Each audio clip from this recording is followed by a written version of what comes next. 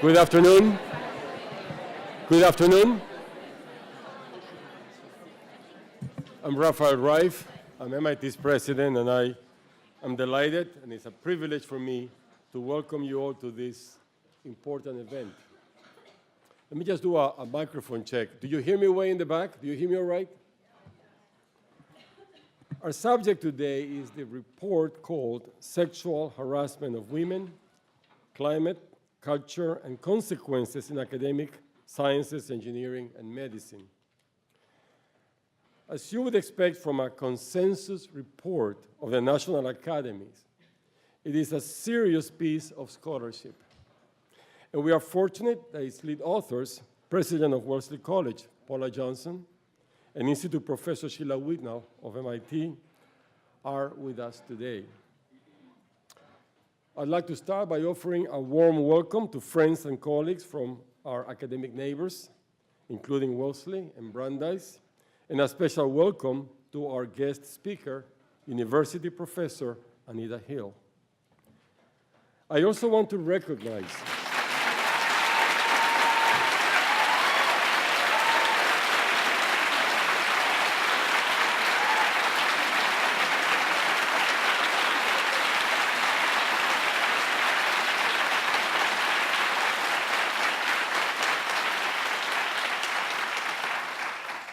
my only job here today was to introduce her.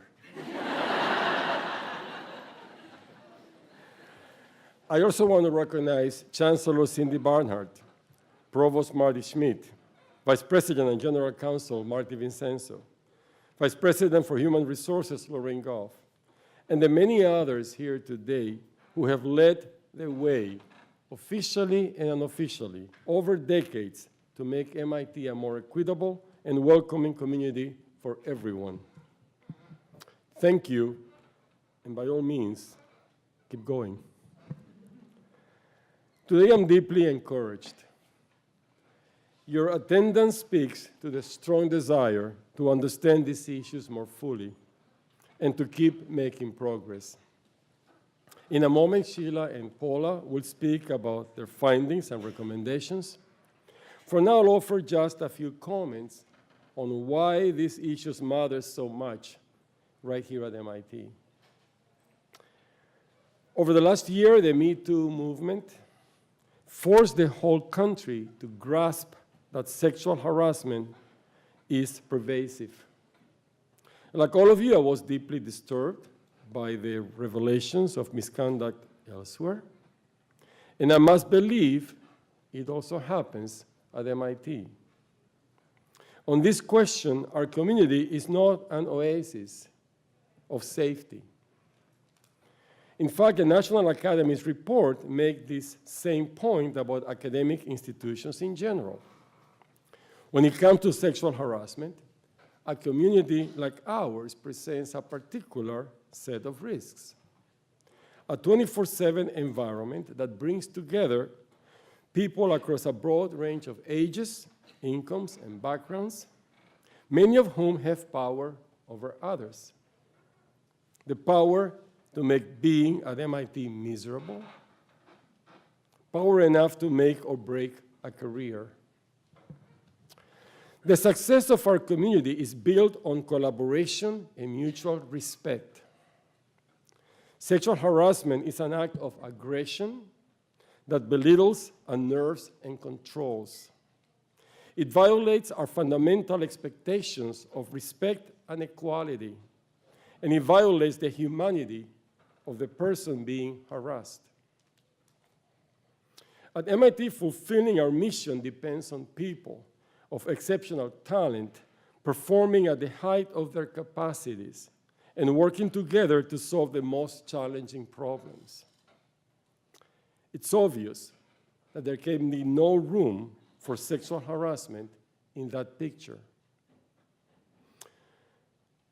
Last fall, I wrote to the community to express those values and ideas, and I also described our efforts to fight sexual harassment at MIT. Let me offer a few updates since then. We have expanded rules regarding consensual relations among community members across lines of authority. such as faculty and graduate students. We are assessing the disciplinary process for handling sexual misconduct cases. Marty, Cindy, Mark, and Lorraine have worked to develop enhanced processes for handling sexual harassment complaints against staff and faculty. And these recommendations are being vetted internally, and I hope that we can start to implement them soon. Because a true solution needs to include everyone, we have also greatly expanded training efforts. Online, we started with students.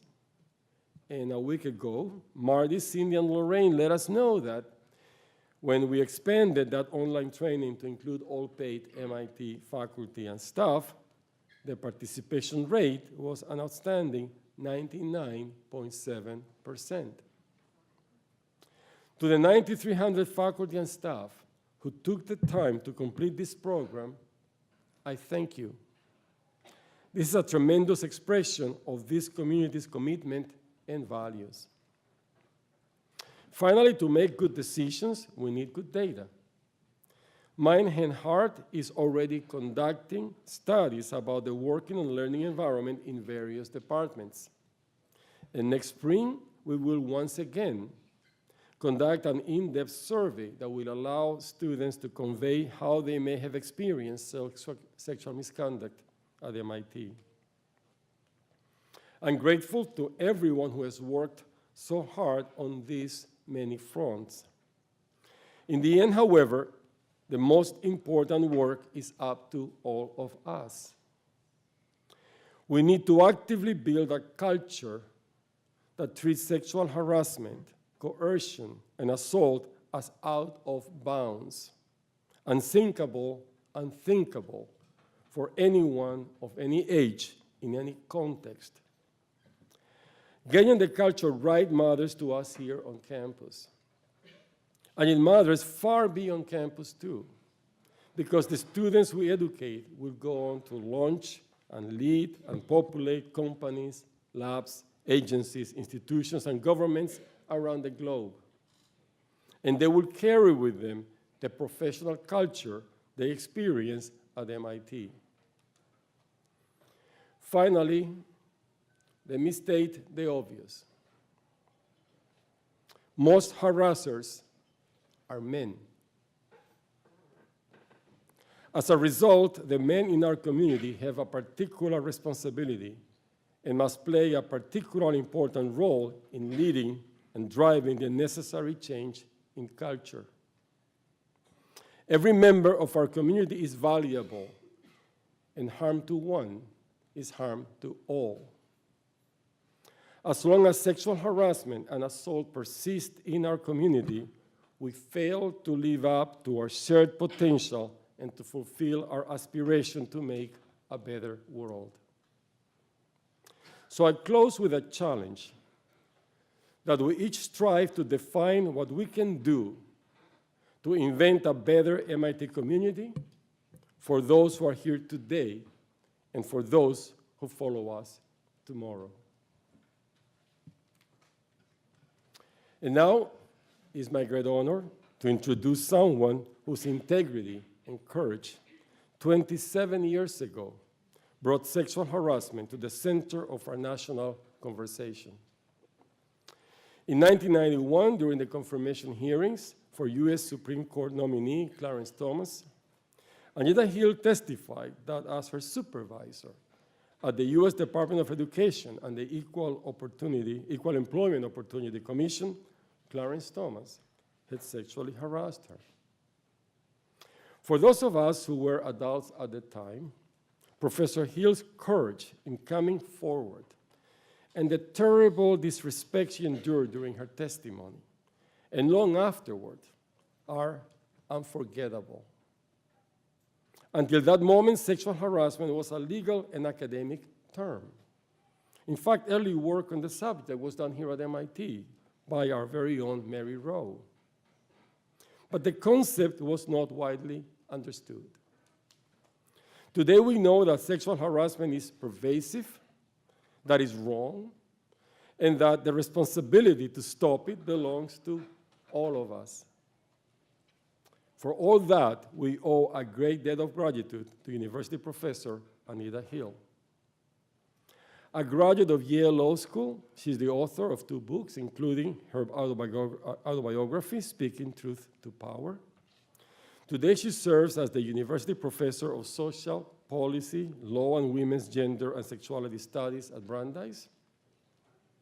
And last fall, she was selected by some leading figures in Hollywood to chair their new Commission on Sexual Harassment and Advancing Equality, which aims to tackle the broad culture of abuse and power disparity in the entertainment industry. Professor Hill spent last year as an MIT MLK scholar. She continues as an MIT research affiliate, and we are very proud to count her as a member of our community. Please join me in offering a warm welcome to University Professor Anita Hill.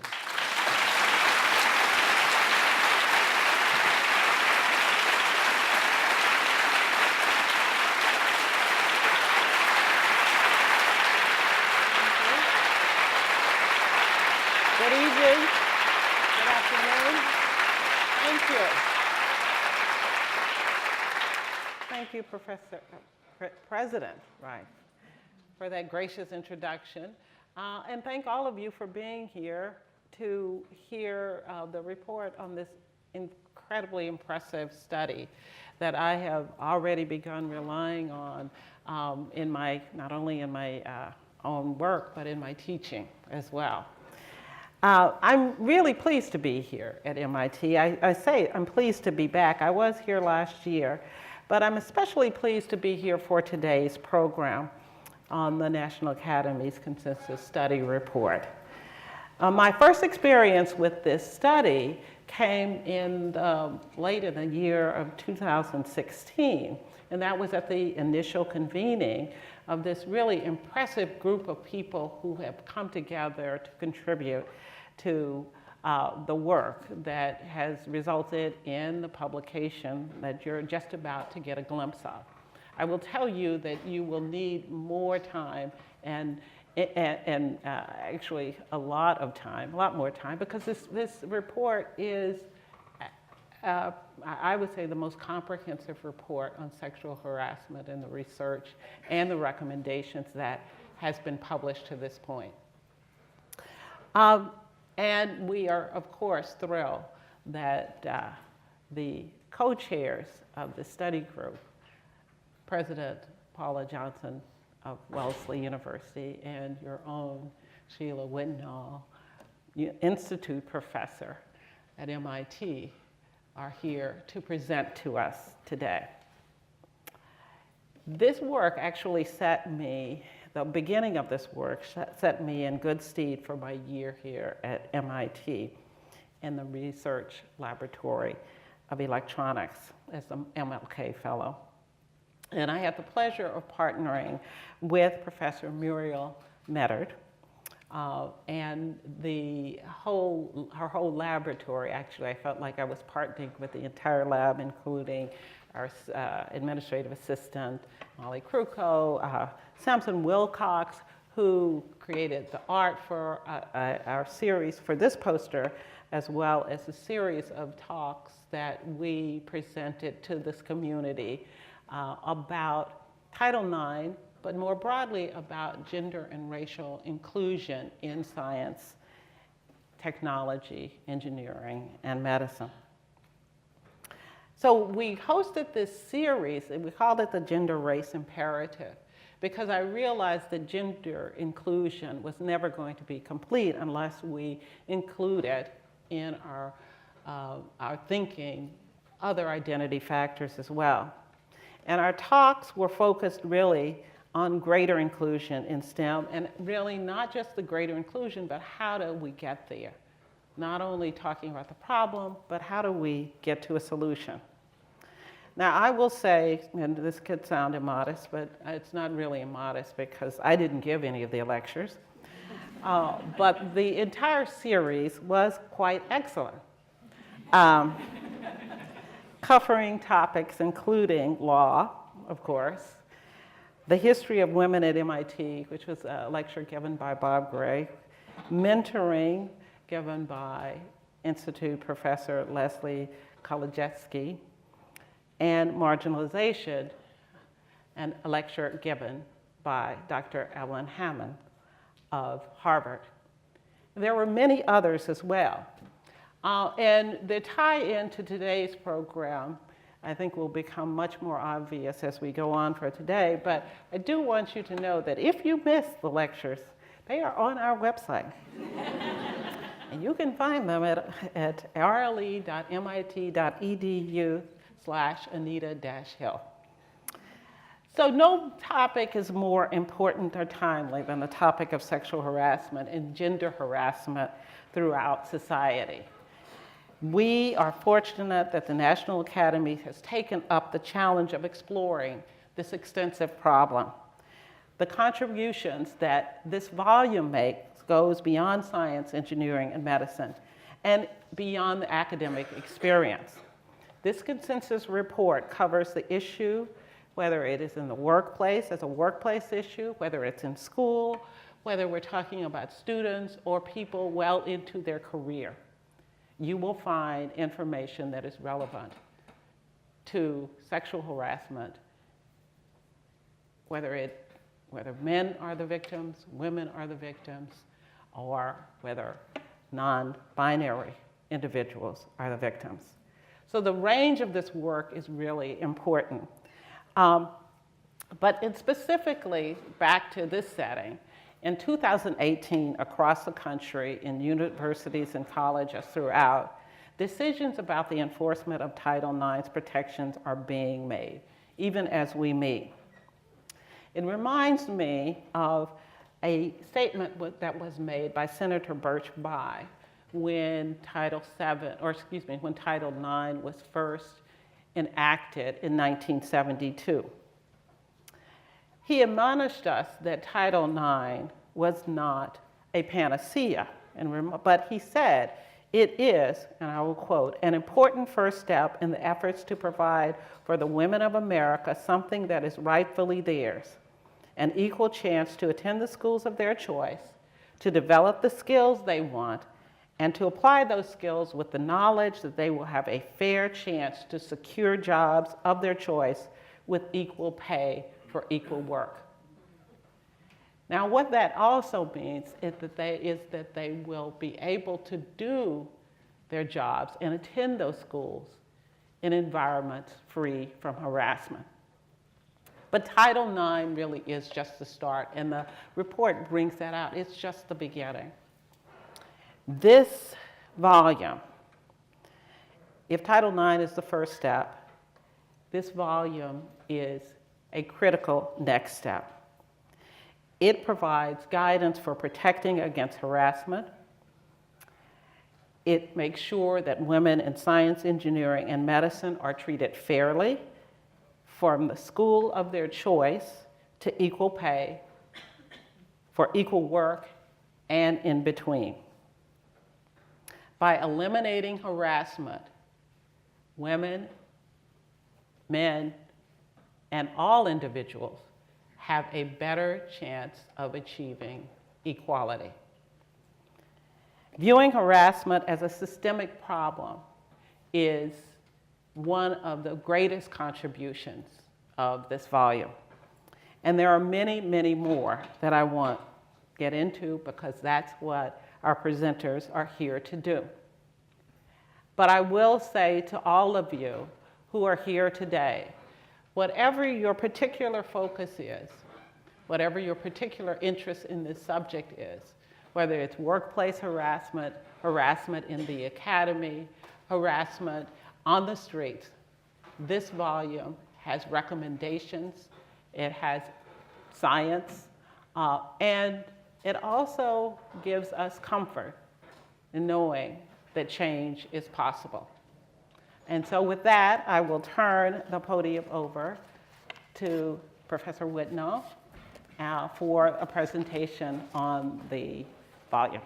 Thank you.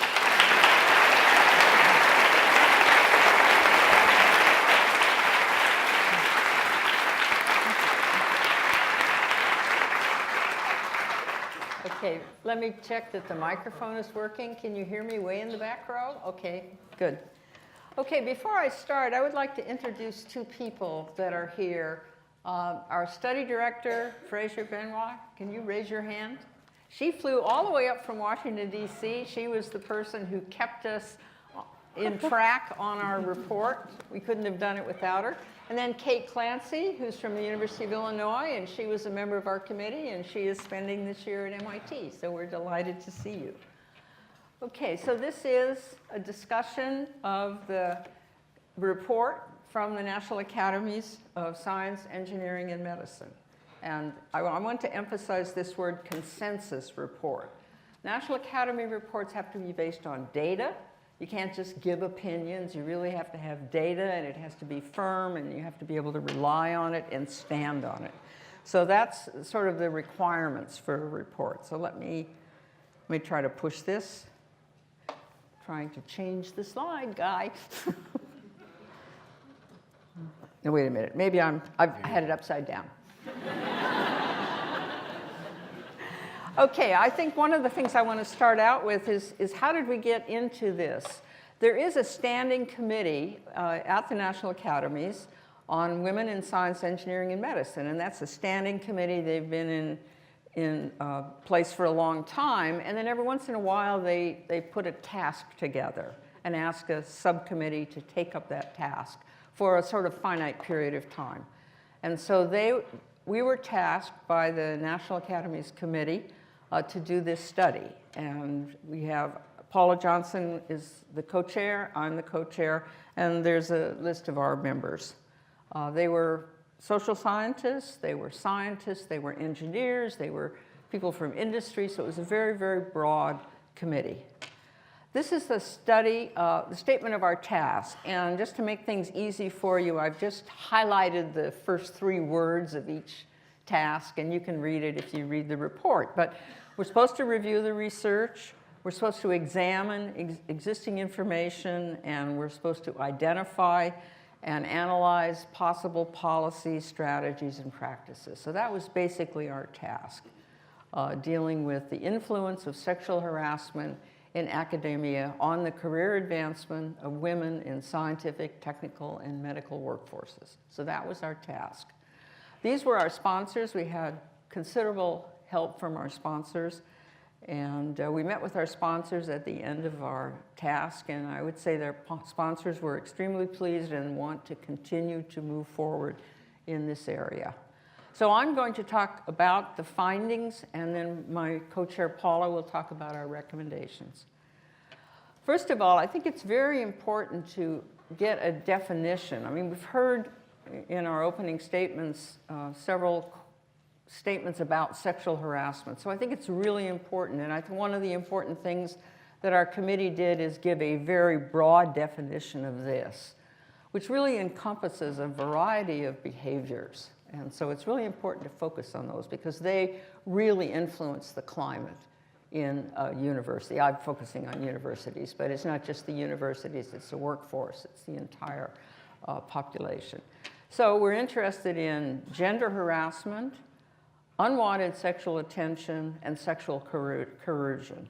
Now, obviously, gender harassment is the most pervasive of those, and yet in some fundamental sense, it is almost the most important because it completely controls the environment that's seen by women in science, engineering, and medicine. So that's really what we're focusing on. And so sexual harassing behavior is considered illegal when it creates a hostile environment or when it is quid pro quo sexual harassment. This is one of the most important figures, and I'm just going to leave this up for a little while. When we hear the word sexual harassment, most people focus on the part of the iceberg that's out of the water. And these are clearly extremely important things having to do with physical assault, having to do with quid pro quo harassment. But the part that is less clear to the public is the part that's underwater. And I don't know if you can all read this from where you're sitting, but obscene gestures, offensive sexual teasing, insults, women don't belong in science, women don't belong in engineering, sabotaging women's equipment, calling people by vulgar names. All of those things, in some sense, are below the waterline.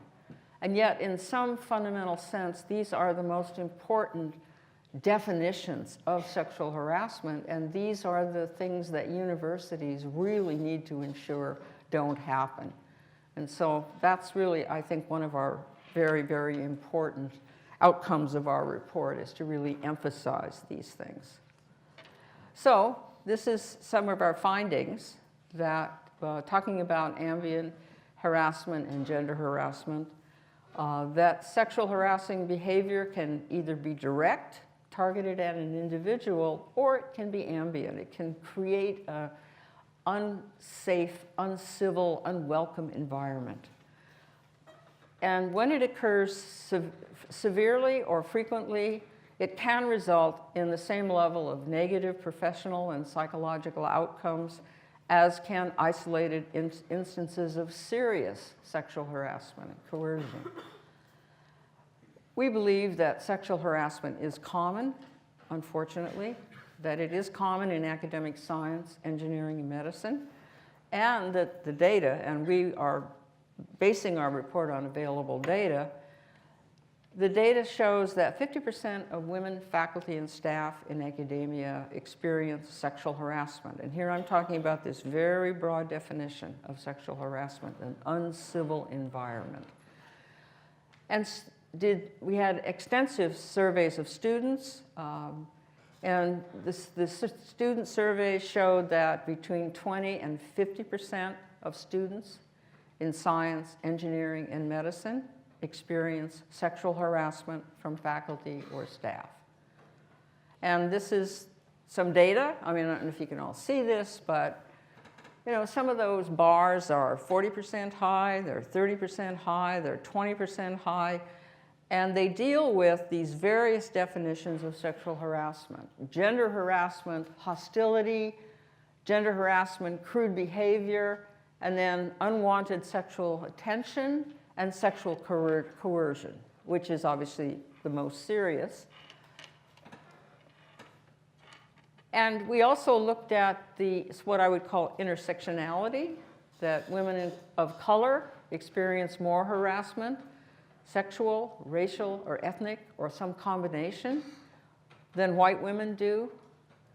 And women of color often experience sexual harassment that includes racial harassment. And sexual and gender minority people experience more sexual harassment than heterosexual women do. Okay, another finding is that this kind of behavior can impact not only the individual person, but it can have an effect on bystanders, and it can have an effect on the entire research enterprise. And it can undermine women's professional and educational attainment and their mental and physical health. It has adverse effects that affect not only the targets of the harassment, but also the bystanders, the co-workers, the working groups, and the entire organization. And the cumulative effect of sexual harassment is significant damage to research integrity and a costly loss of talent in academic sciences, engineering, and medicine. Two of the characteristics that are most associated with higher rates of sexual harassment are, unfortunately, male-dominated gender ratios and leadership, and an organizational climate that communicates tolerance of sexual harassment. So we felt that organizational climate is by far the greatest predictor of the occurrence of sexual harassment. And ameliorating it can prevent people from sexually harassing others. So what we are really focusing on is the creation of a civil, welcoming, safe environment for everybody, but particularly focused on women students, women faculty, and I believe that that is, in some sense, one of the most important findings that we have made. To talk a little bit about the legal system, and Anita talked a little bit about this, it is not an adequate mechanism for reducing or preventing sexual harassment. We've often referred to Title IX as a platform, not a solution. Its judicial interpretation of Title IX has somehow incentivized organizations to create policies, procedures, and training on sexual harassment that focuses on symbolic compliance with current law, and which will help them to avoid liability. But that's checking the boxes, and that doesn't really influence, and it doesn't really indicate a real commitment to improve the environment. So we are focused on Title IX, Title VII, and we believe that they reflect an inaccurate assumption that the targets of sexual harassment will always promptly report the harassment without worrying about retaliation. And what we found was the least common response for women is to formally report the harassing experience. And for many, this is due to an accurate perception that they may experience retaliation or other negative outcomes associated with their personal and professional lives. So in some sense, the price is higher for them than it is for the perpetrator. We also made recommendations with respect to the federal government and professional societies. Many professional societies have taken up this issue, and they have put in place rules for attending meetings and policies and procedures and value statements that encourage a welcome and civil environment at professional society meetings. And there have been quite a few professional societies that have done that. And we believe that they do have the potential, to be powerful drivers of change. And so this is really one of our most important observations, is that really it's a system-wide change to the culture and climate in higher education that is required to prevent and effectively address all three forms of sexual harassment. So we found that changing the organizational climate means creating a climate where sexual harassment, again, this broad definition of sexual harassment, where sexual harassment is not perceived to be tolerated or permitted.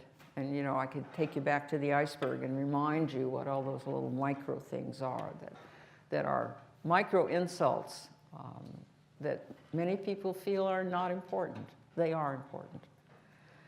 So the characteristics of an organization with a permissive climate towards this kind of behavior, this kind of sexual harassment, include the following. If there's a perceived risk to victims for reporting harassment, if there is a lack of sanctions against offenders, and if there's a perception that one's complaints will not be taken seriously. These are important pieces of the organizational climate. So at this point, I'm going to stop talking about our findings and turn the podium over to my co-chair, Paula Johnson, president of Wellesley, who's going to talk about our recommendations.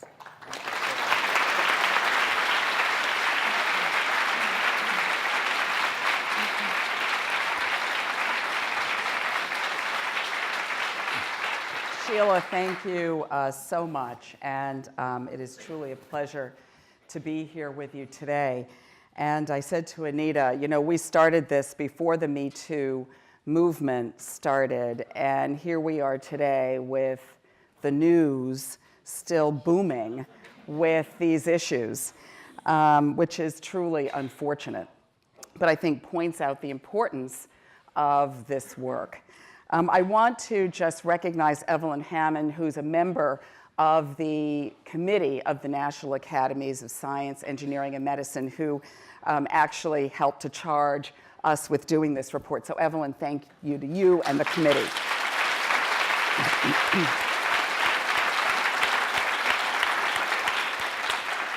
So I just want to say a bit about myself. Before becoming the president of Wellesley College, I spent, in July of 2016, I spent 31 years in academic medicine. I was a professor of medicine at Harvard Medical School and a professor of epidemiology at the Harvard T.H. Chan School of Public Health.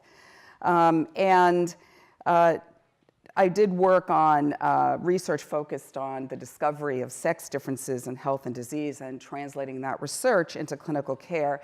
And I do want to say it has truly been an honor to serve on this committee with SHEILA as my co-chair and with Kate Clancy, who's here, and Fraser Benyer, and the rest of my committee members.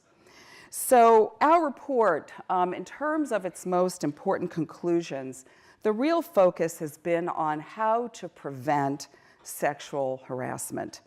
And I just want to reiterate the point that SHEILA made, that a system-wide change in the culture and climate in higher education is required to prevent and effectively address all three forms of sexual harassment: sexual coercion, unwanted sexual attention, and gender harassment.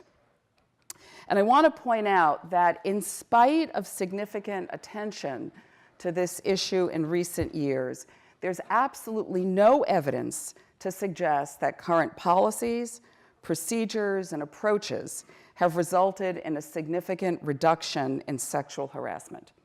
So it is really time to really consider an approach that addresses the systems, cultures, and climates that enable sexual harassment to perpetuate. So the top 4 things that institutions can do to prevent harassment include: 1, to integrate values of diversity, inclusion, and respect into policies and procedures. Number 2 is to change the power dynamics in advisor-trainee relationships. Number 3, to support targets of sexual harassment by providing alternative ways to access support services, record information about an incident, and report an incident without fear of retaliation. And 4, to improve transparency and accountability to demonstrate that institutions are investigating and holding people accountable. So what I'm going to do is go through some top-level recommendations and then drill down on the recommendations for institutions, and then drill down on the recommendations for policy and federal agencies. So 1, to pay attention to and enact policies on gender harassment. It's important that leaders in academic institutions and research and training sites pay increased attention to and enact policies that cover gender harassment as a means of addressing the most common form of sexual harassment and preventing other types of sexually harassing behavior. It is clear that in environments where gender harassment is allowed to grow, allowed to flourish, that the other forms of sexual harassment, unwanted sexual attention, as well as sexual coercion, are more likely to occur. We have to move beyond legal compliance to address culture and climate. Academic institutions, research and training sites, and federal agencies should move beyond interventions or policies that represent basic legal compliance and that rely solely on formal reports made by targets. 3, professional societies should accelerate their efforts.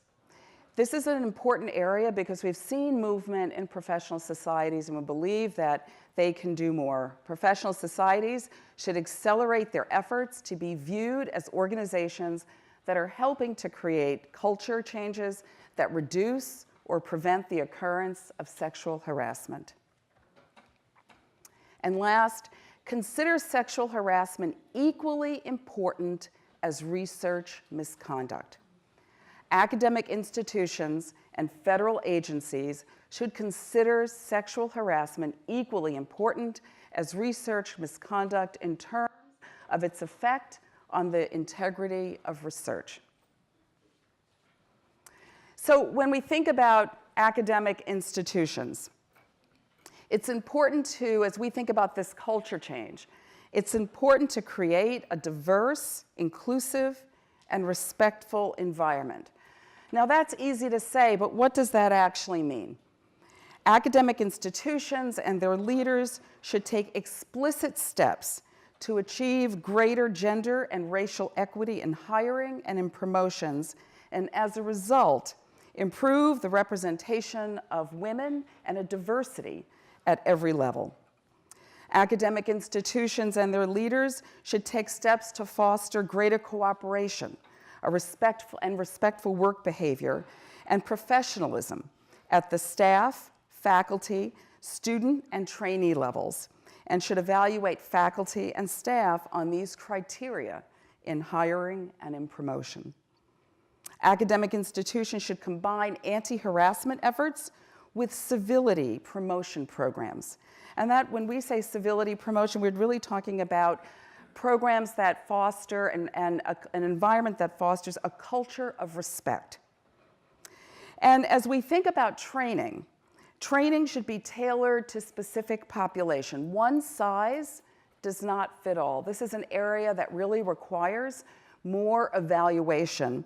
But from the data, it's clear that training does need to be tailored to specific groups: students and trainees, staff, faculty, and those in leadership. And from the data that we do have, it's clear that training should not be focused on changing beliefs, but on changing behavior. And there are some qualities of training that also seem to be associated with improved outcomes. Those are, 1, that it's in person; 2, that it's a reasonable length; 3, that again, targeted to specific audiences; and 4, that leadership is present and involved in the training. It makes a very clear and strong statement. Second, it's important to diffuse the hierarchical power structure and the dependent relationship between trainees and faculty in order to reduce the risk of sexual harassment. Now, some of the mechanisms that academic institutions can consider include, for example, mentoring networks or committee-based advising, and really consider departmental funding as opposed to funding only from one principal investigator, which only enhances that dependent relationship. Next, we also recommend providing support for the targets of sexual harassment. Academic institutions should convey that reporting sexual harassment is an honorable and courageous action. I'm going to say that again. It's an honorable and courageous action. Regardless of whether or not a target files a formal report, academic institutions should provide ways to access support services such as social services, healthcare, legal services, and career and professional services.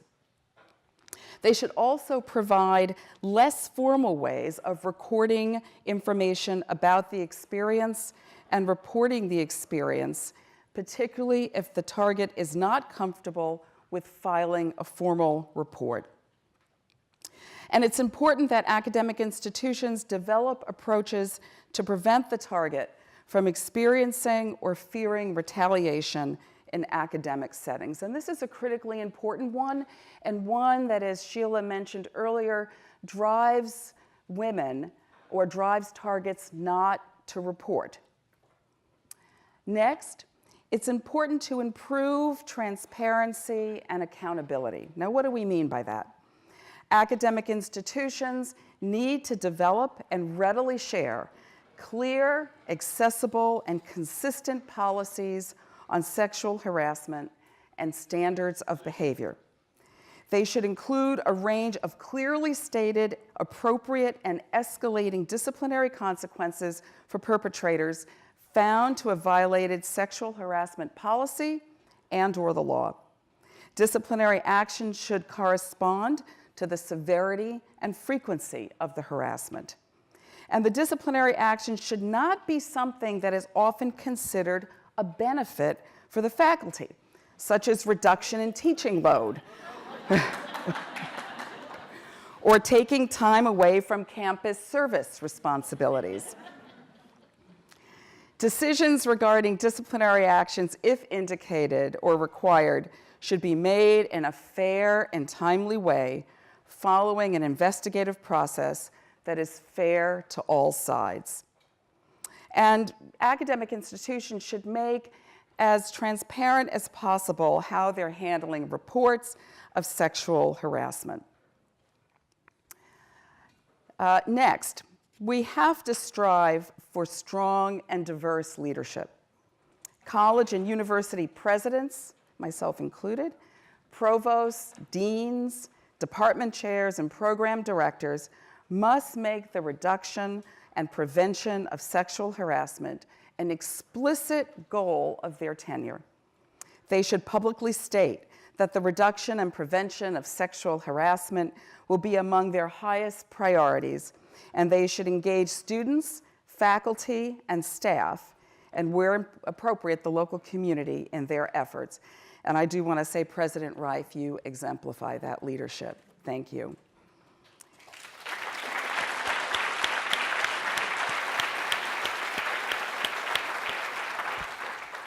And lastly, it's important to make sure that the entire academic community is responsible for reducing and preventing sexual harassment.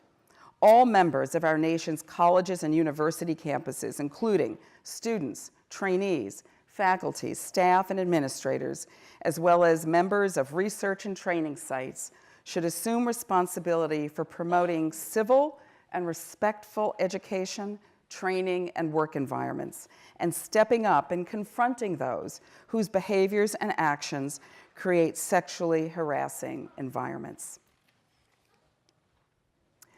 So next I'm going to go through some of the recommendations for policymakers and federal agencies. These include, 1, better protecting sexual harassment claimants from retaliation. 2nd, prohibiting confidentiality settlement agreements that currently enable harassers to move to another institution and conceal past adjudications. Banning mandatory arbitration clauses, which by the fact of their arbitration means that they're private. Banning mandatory arbitration clauses for discrimination claims. Allowing lawsuits to be filed against alleged harassers directly instead of or in addition to their academic employers. Requiring disclosure of results from surveys. We should consider requiring institutions receiving federal funding to publicly disclose results from campus climate surveys and/or the number of sexual harassment reports made to campuses. We should also consider requesting that the National Science Foundation and the National Institutes of Health devote research funds to doing follow-up analyses on the topic of sexual harassment in science, engineering, and medicine in 3 to 5 years to determine, 1, whether research has shown that the prevalence of sexual harassment is decreased, and 2nd, whether progress has been made on implementing these recommendations, and 3rd, how and where do we focus our future efforts?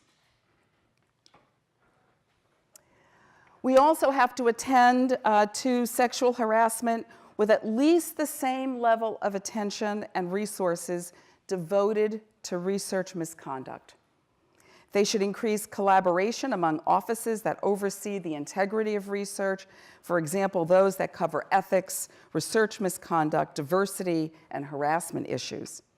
Consider centralizing resources, information, and expertise, providing more resources for handling complaints and working with targets, and implementing sanctions on researchers found guilty of sexual harassment.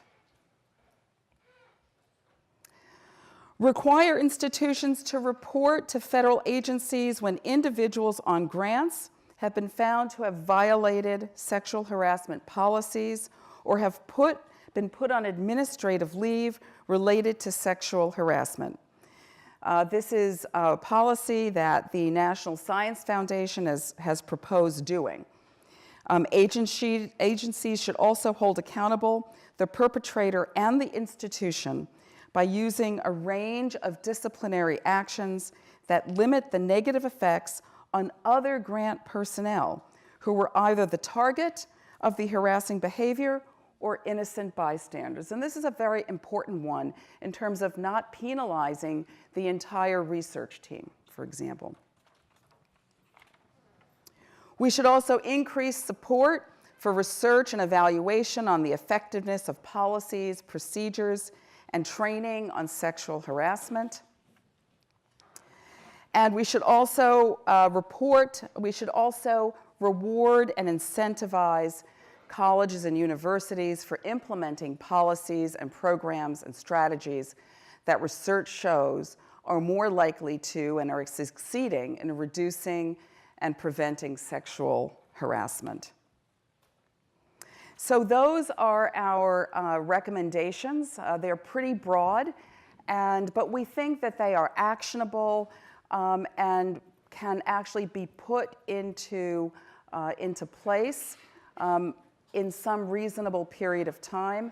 The National Academies are actually putting together a collaborative of academic institutions to begin to better understand what that implementation looks like and how we can actually give feet and legs to this report. So thank you.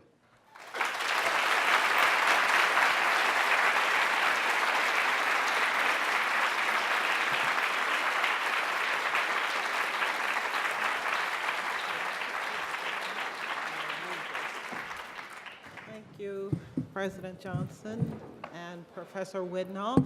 Now is the time when we welcome you to come to the microphones on either of these aisles and ask your questions of the panel. So I will take my seat, and please don't be shy. I'm sure many of you do have questions. So here are the mics right here. And I welcome you to come down. Ready for me? Yes. Yes. Oh, it's on. Hi. So I'm David Singer from Political Science. Thanks so much for being here and sharing your thoughts on an incredibly detailed and thought-provoking study. I have just a couple of questions about that. One is that the subtitle of your report is a consensus study, which made me chuckle a little bit because when you get a group of academics in a room, it's difficult to come to consensus. So I'm curious, where were the dimensions of maybe constructive tension among all of you when writing up this report? And my second question is, what are your recommendations for when students or faculty are attending meetings run by academic associations that are off campus and sort of outside the jurisdiction of any particular university? Thanks. Okay. So, do you want to start? We can start. Well, yeah, why don't I, does this microphone work? Yes. Okay.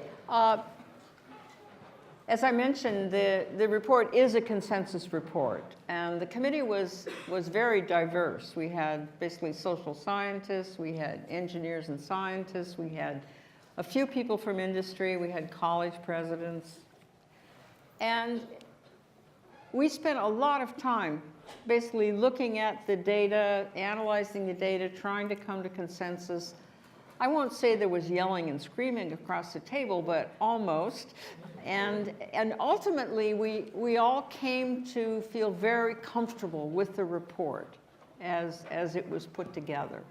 That those of us who had certain things we wanted to see happen, we were satisfied. And people who wanted to say something about the data and how it should be acquired, I think they were satisfied. So I think in the end, but it took 2 years to kind of come to an agreement. And I think it was a very good piece of work, and I think that's what makes the report strong, is that building that consensus. So do you want to say something about the other? Yeah, I want to just add to what SHEILA just said, which is that the foundation of coming to consensus was evidence. And at the end of the day, it is really the evidence that allowed us to come to consensus. We are humans, and so we bring to the table various opinions and views. The question is, are those opinions and views always rooted in the best evidence. And we held ourselves extremely accountable to that evidence. And that's why we feel very strongly about the reports, the recommendations, the findings and the recommendations. This isn't opinion, it's really based in the data. For the second part of the question regarding off-site activity, this is a critically important area, and it's why we believe that field sites are critically important, and also professional organizations. A lot of the professional societies are now taking on this issue and creating a set of ground rules for what happens at their meetings. So it's really an extension of the academic institution. So I think we really need to view those as a continuum and really work both at the institutional level, but also for the professional societies. Can I ask a question about consensus? Because you made a choice about language, and I think that's often the hardest thing to get consensus around. One of the interesting language choices that you made was about the use of the term civility. And so I wonder if that was a point of tension, or how you came to look more at using civility as a sort of broader category versus harassment or some other kinds of phrases that we might have used, abuse of power, or to focus on. Well, we felt, yeah, you just mentioned civility is a positive word. Harassment is a negative word. So I think it's a lot easier to choose the positive word, civility. I think it sells better. But well, I'm sure that was, you know. Yeah, but I do, Anita, that's a great pickup, because we did have a lot of discussion, because I think in some arenas it can be viewed as a negative, even though it's a positive term, it can be viewed as a negative term, and it can be viewed as somewhat term around how are we trying to guide behavior. And I think when we came down to it, what we're really talking about here is civility, meaning a culture of respect, and how we behave towards each other. Over here. Thank you to all the panelists. My name is Rachel Kirchen, and I'm a graduate student, and like I think many PhD students, I've sort of bounced around through my time through many different funding sources, and so the point about departmental funding as a way to diffuse the sort of power relationship really struck me, and I think that's something that would have a lot broader impact than just diffusing that power relationship in terms of people's sense of security and a lot in terms of their funding security, not personal safety, although it's that too. It strikes me though that that could pose certain challenges to the way that research is funded currently through the granting agencies in terms of being granted to a group and certain number of grad student years or something like that. So I'm curious if the committee talked about any changes in the sort of structure or terms of actual research grants that might have to be implemented to make such a proposal, which I would be personally really excited about, kind of feasible at a large scale, and not just to institutions that sort of might have the independent funding to make that happen. Well, you know, grants, I agree. This relationship between mentor, mentee, PI, trainee is so fundamental to our research structure, but it also causes some of the dynamics, as you said, that are highly problematic. Research grants are granted to institutions. The PI is part of the institution. So I'm not saying that it's easy. I don't think we believe it's easy. We actually didn't talk about the specifics, but we felt that given the money does come to institutions, that there are ways to begin to think about some of the grant money actually being more centralized for the grantees when it is allocated to grantees, as opposed to being dependent on that one-to-one relationship. Thank you. Hi, thank you so much. It couldn't be more timely. My name is Hillary Robinson. I was a student here, and I'm a professor in the law school and the Department of Sociology at Northeastern. I came late, so forgive me if I'm going to reference Catherine McKinnon, and you already spoke about her. But it was very notable to me that the title of this report is The Sexual Harassment of Women, which is very evocative of McKinnon's very influential book, The Sexual Harassment of Working Women. And you mentioned, or in several of your slides, Dr. Johnson, there was this reference to the law and to the need for formal legality in these kinds of proceedings, which is what McKinnon, who was also a law professor, called for. That until we think about this as a kind of tort, which is what the harassment word means, with all respect to the idea of civility being a kind of nicer way to get people to engage in these conversations. And I just wonder if you could speak specifically about your conversations around the law. I know, Professor Hill, you're a law professor. I think that would be illuminating for all of us, because sometimes you really do need to push into the realm of actual litigation, which requires money and institutional support. Thank you. Well, I think one of the things that we're learning in this moment is that litigation has been a necessary but not sufficient tool for eliminating the kind of harassment that we know is prevalent. We also know that there are some real limitations to litigation as a tool, access to law, access to legal representation is very limited. The legal system relies on the most vulnerable people very often to come and complain. And we know that there are high levels, as much as 60% of people will experience retaliation. And we also know that for low-income women, the amount of payoff in terms of wages often are not high enough to support the finding of legal representation. So those are all of the things that we're dealing with, the dynamics that we're dealing with. It doesn't make law irrelevant, but it makes it inadequate. And what I believe that our recommendations, the recommendations of this volume, as well as recommendations generally, are that, yes, we need to have some new legal strategies around sexual harassment, but we also need for work to take place within institutions that does not rely on even a complaint process or a complaint getting to the level of something that is to be litigated before we act. And I think I would not have chosen the word civility because I'm a lawyer by training, so I would. But I think it is important that we change the bar so that managers appropriately trained can intervene before things get to a level of a legal violation.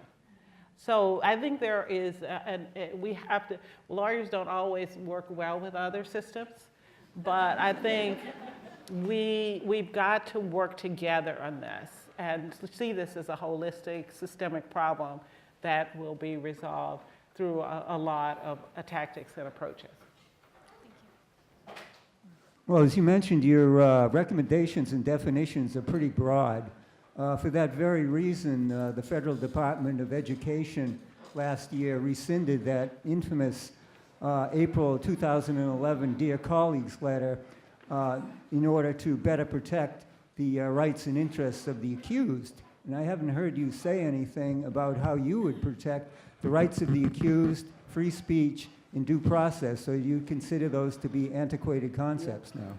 I actually, in my presentation on the recommendations, I actually very clearly stated that processes that were clear and were fair to all, both the accused and the accuser, should be implemented, and that there should be transparency of those, and that we should also consider very clear guidance around what is it that will result from certain behavior. So this is not a black box. So if that wasn't clear, I just want to really make that very clear. Fair processes are very important for all. Thank you. I'm Judy Singer. I'm the Senior Vice Provost for Faculty Development and Diversity at Harvard, down the street. And I want to focus on the subtitle of your report and ask a question about your deliberations, Climate, Culture, and Consequences, and I'll just abbreviate to academia. So one of the questions that I've been having conversations with people around is the Me Too movement, this report, bring to light issues of sexual harassment generally and also in the academy. But we're also concerned about, perhaps it's the flip word of civility, but I'll use the word that's used, bullying. And the concern that in a lot of our academic settings, while there may be sexual harassment and I'm not making light of it, there is also bullying. And was it bullying? Bullying. And in both in terms of trainee and supervisor relationships, but also collegial relationships, staff and faculty relationships. I could go on, but I think you get the context. Did this come up at all in your deliberations as another issue to take on, which is related to but different from the whole question of sexual harassment? So you're absolutely right, Judy, and this report is not meant to be a full kind of comprehensive report on all types of harassment. We were really focused on a particular charge around sexual harassment, but absolutely there are other forms of harassment. So you're absolutely right. I think it's another body of work to be done. And it's worthwhile actually making another statement. We were asked very specifically to look at sexual harassment in women. So I want to make very clear that, that sexual minorities, okay, non-conforming people actually experience sexual harassment at rates that are either at the same level or around the same level of women of color, racial and ethnic minorities. So again, this report, we were given a very specific charge and focused on that. But the other areas are critically important. Hi, I'm Una Haidari. I'm a research fellow at MIT, but I'm also a journalist. So my question is going to be slightly more general for Ms. Hill. I've only spent 3 weeks in the United States so far, and the topic of a discussion the past couple of days, as many of you know, is something that relates to what you're doing, but on a wider scale. How do you feel that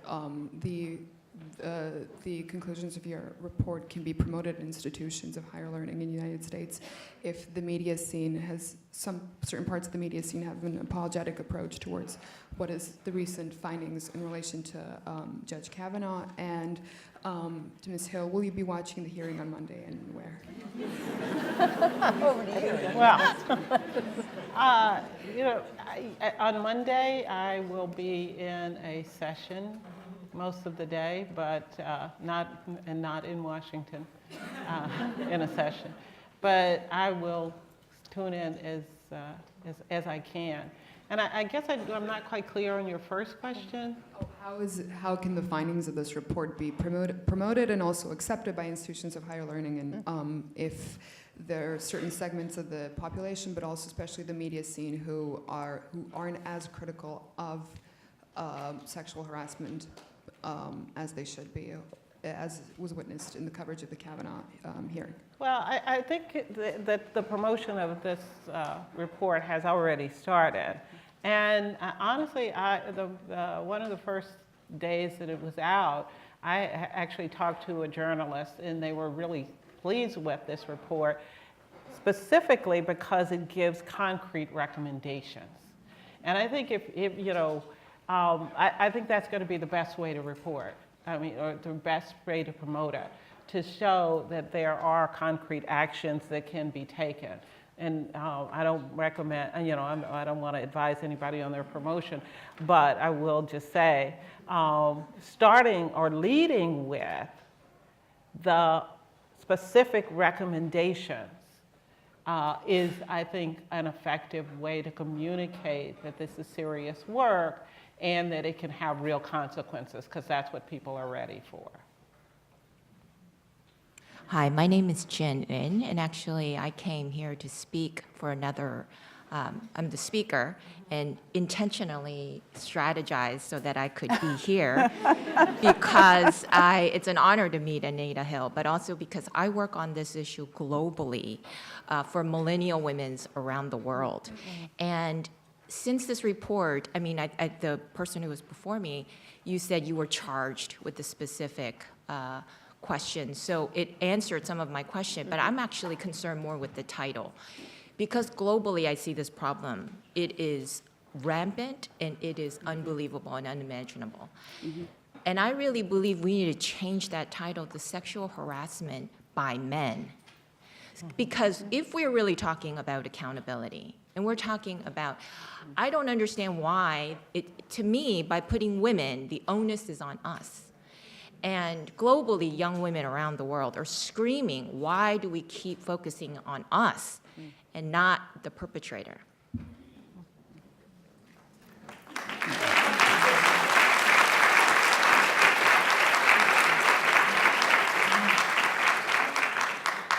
Well, let me say something about that. I think it was important to have a title that is as broad as possible, and that's why I do like the climate culture, because it basically says it isn't just a few outrageous acts. It is the entire climate and culture that women find themselves in. So I really felt that we needed to broaden the task that we were given, rather than just focusing on, small things. So I think, and I'm just going to say, the focus was on sexual harassment of women, predominantly, and we say it very clearly in the report, which is predominantly by men. But if you say, I mean, just technically, that is what we were asked to focus on. If you say sexual harassment by men, that can be of women, which is the majority, can be by, for men. I mean, so I think it wasn't, I get your point, and it's a very important point. And we do focus in the report on the issue of that this is predominantly male on female, but technically the title was really the right title for the charge we were given.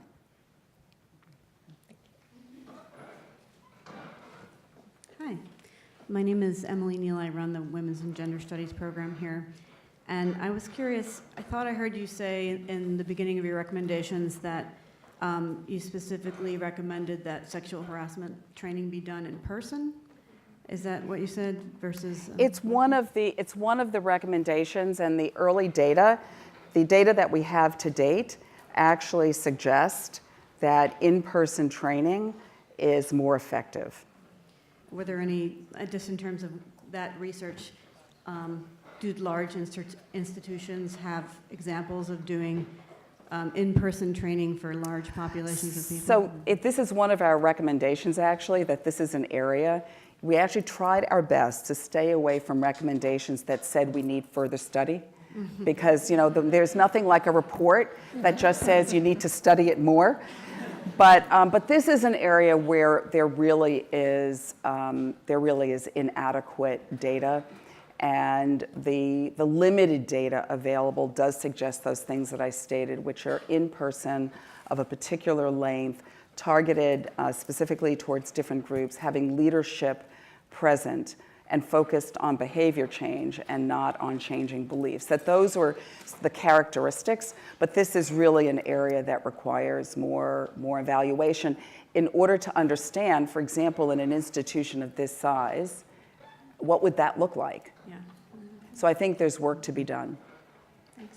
And thanks for the op-ed today. Hi. Yes. First of all, thank you all.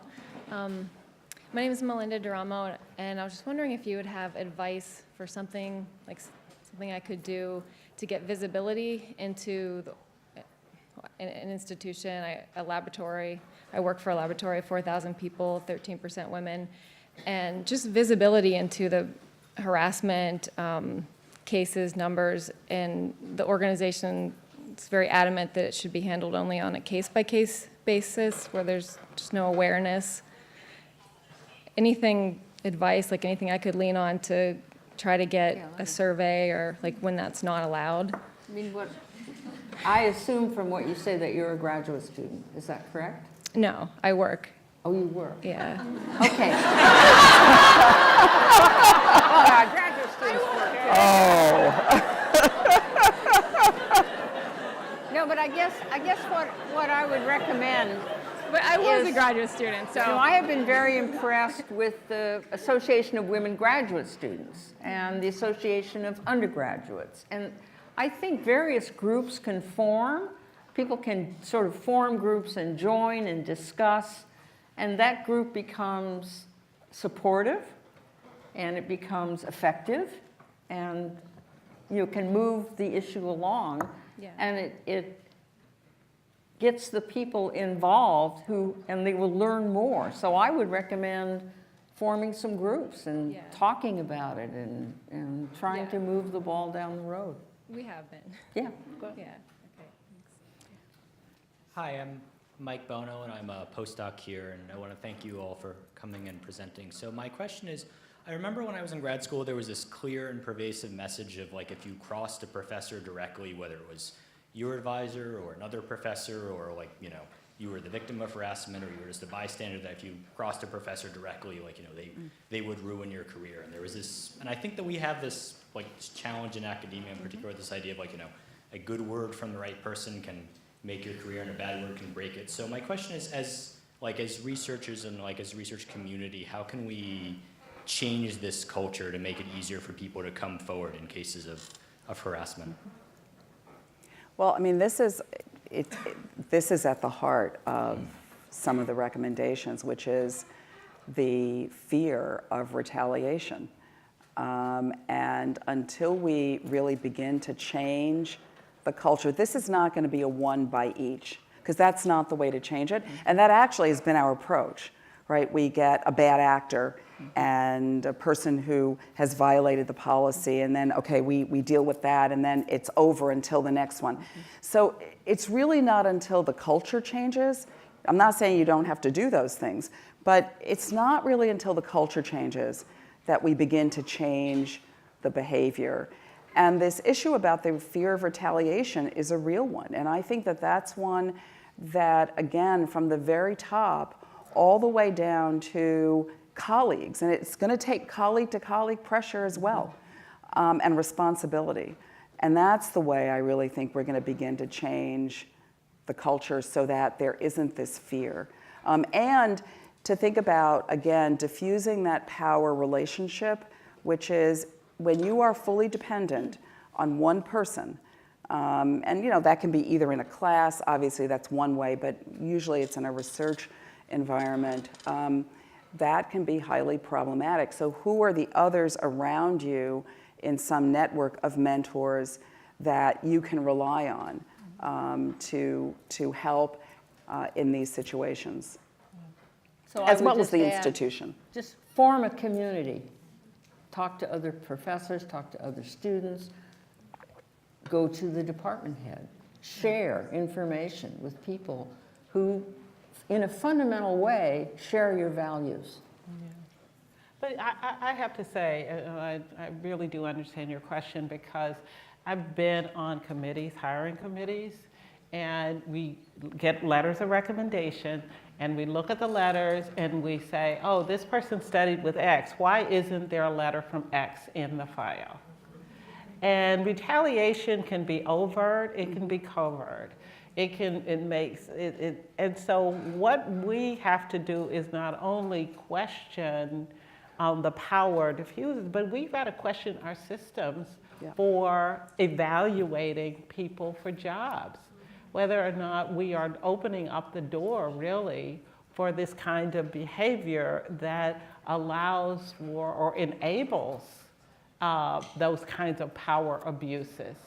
And so I think that it's more than just burden on the students.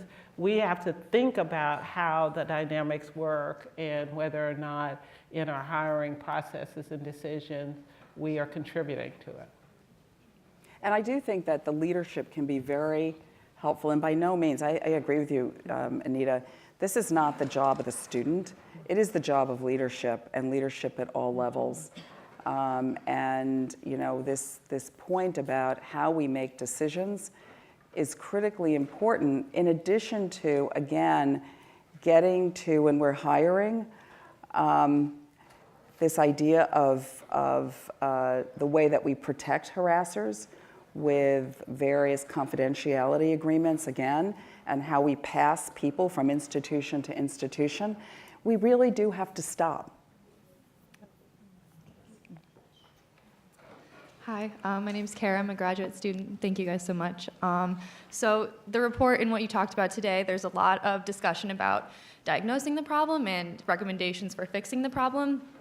But to me, a lot of it feels reliant on getting people to care in the first place and want to participate in these things. So, I mean, just as like 2 examples, at the highest levels, I think a lot of people in this room probably maybe saw the documentary on Netflix, I hope this is the right name, it's called Hunting Ground, which I think was really shocking, that showed kind of the extreme levels that universities go to cover these, some of these like more severe sexual assault cases so that they don't ever get to light.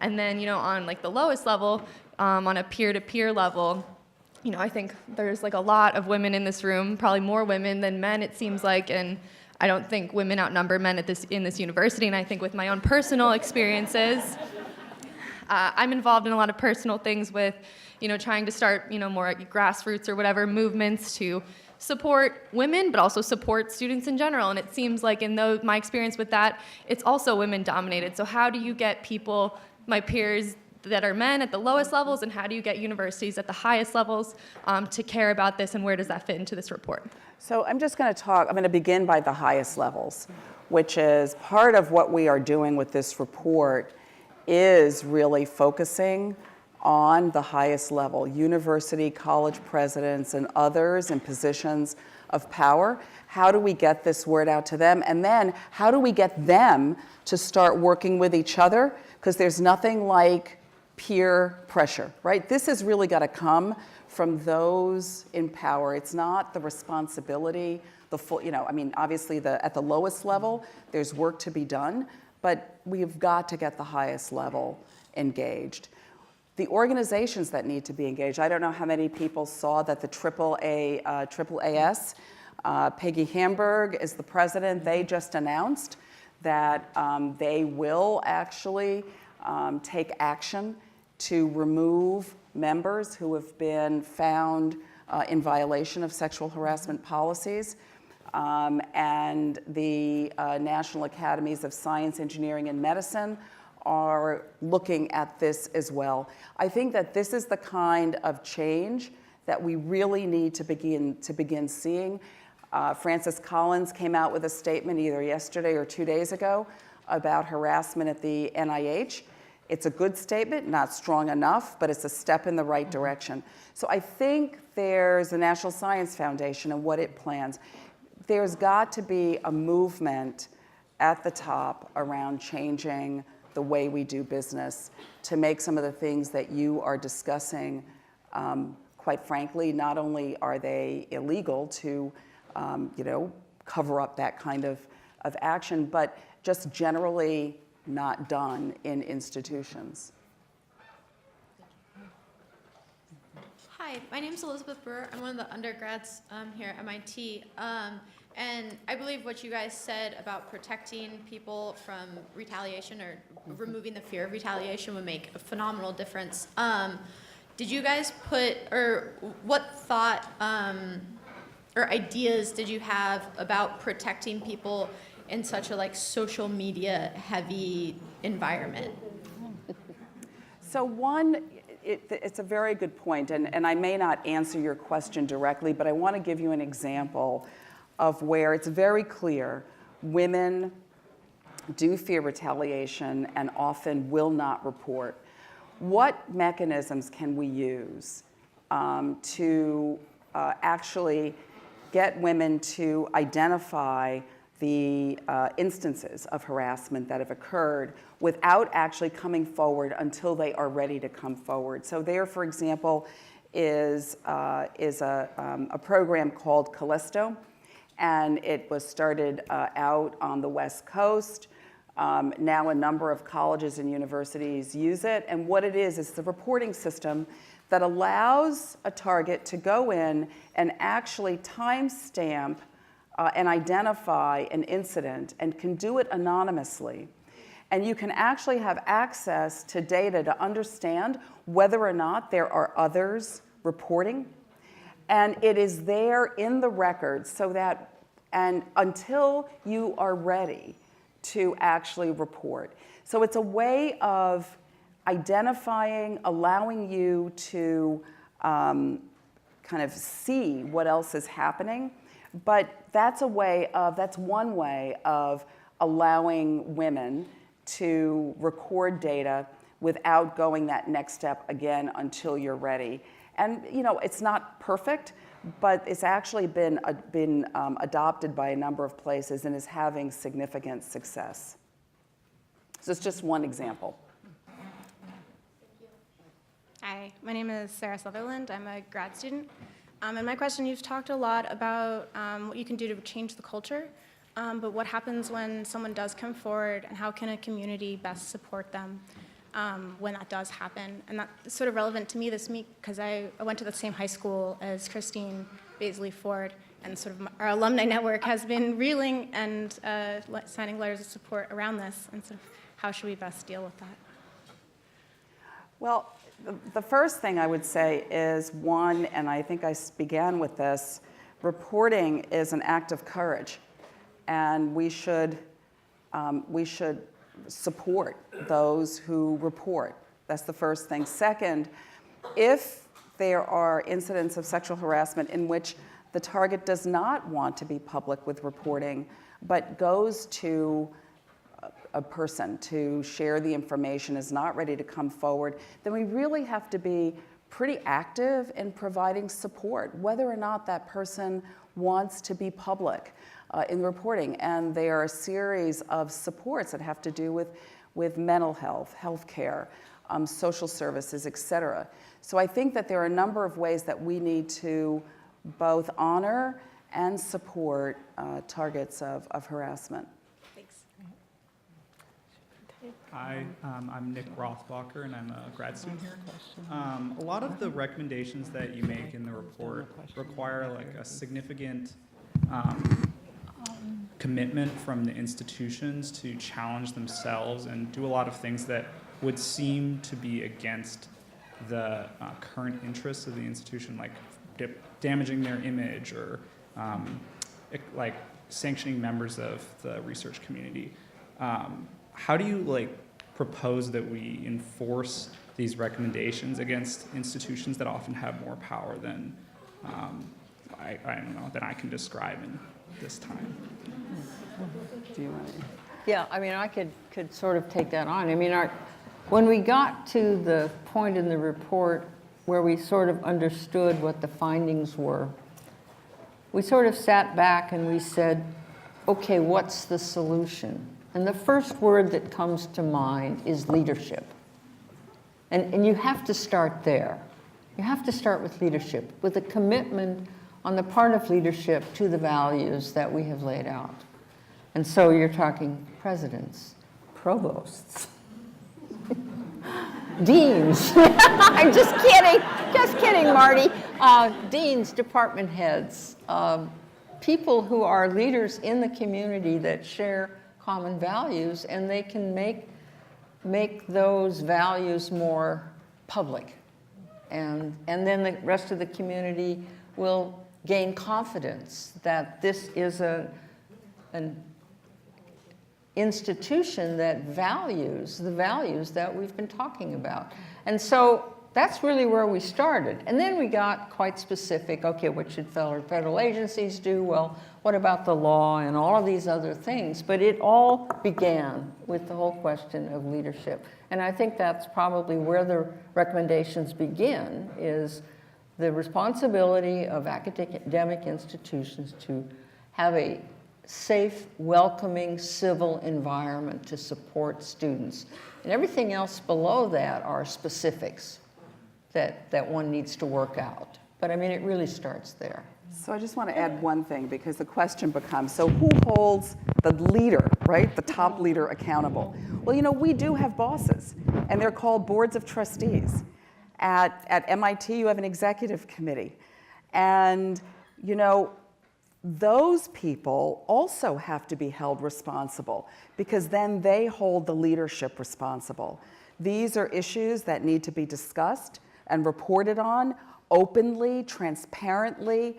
And so it isn't just the leader. The leader reports to somebody, and we need to also be talking to that level of leadership, which really has kind of the ultimate power.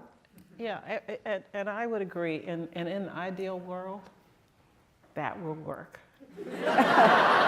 But very often we know that the bosses of the boss are more conservative about these issues and more protective of the institutional reputation than even is the president. And so you have to look at external levers. You know, in the last few years, it's been the Department of Education that has pushed the levers. Not so much anymore. But there are alums.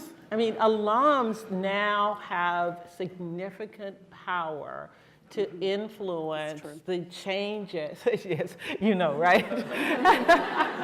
to initiate and instigate changes, and maybe not change the minds or the values, but to reinforce the work that the leaders are trying to take on and maybe getting pushback from different sources.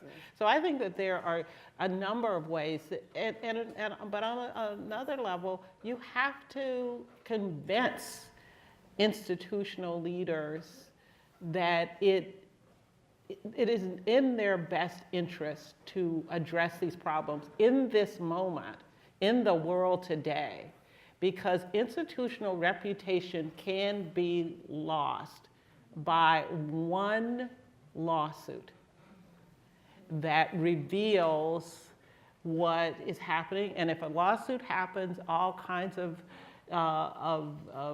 discovery can happen.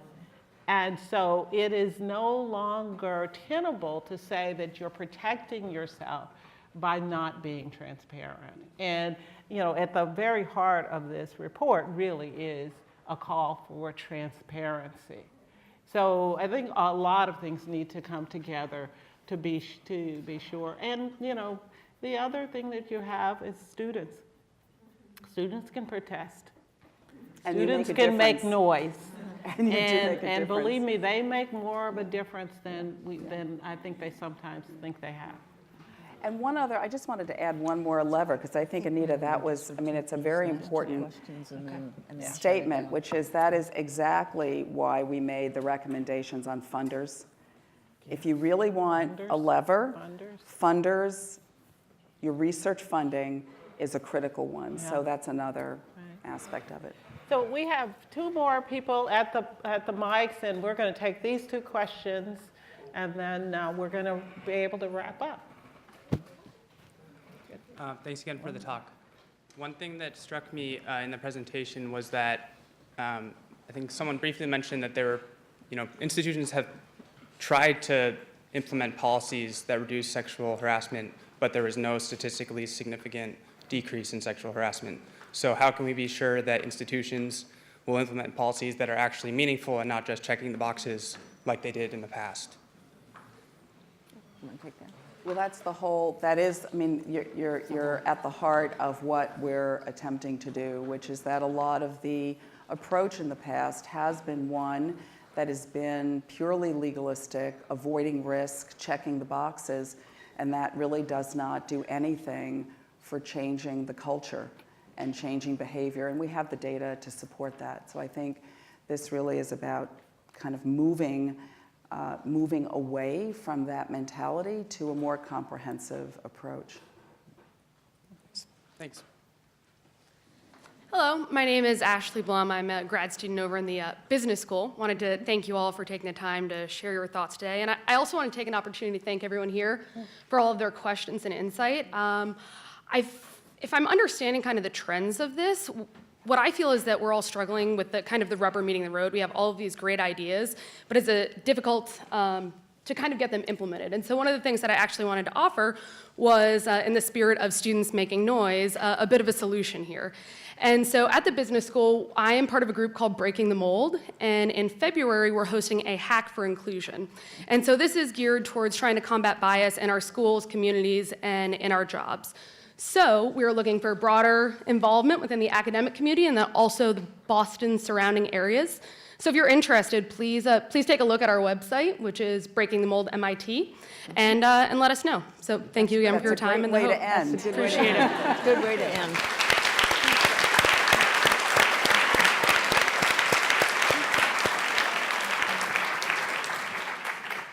So I just wanted to wrap up by saying thank you to Sheila, to Anita, and Paula for leading this really thoughtful, insightful, and I would even say hopeful discussion.